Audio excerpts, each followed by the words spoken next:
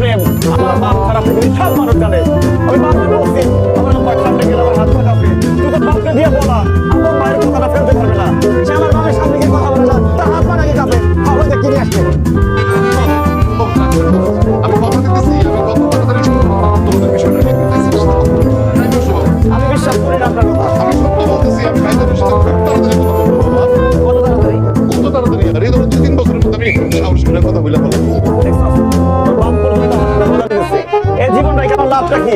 বিরাট পৃথিবী আমি লাভ দিচ্ছি তাদের।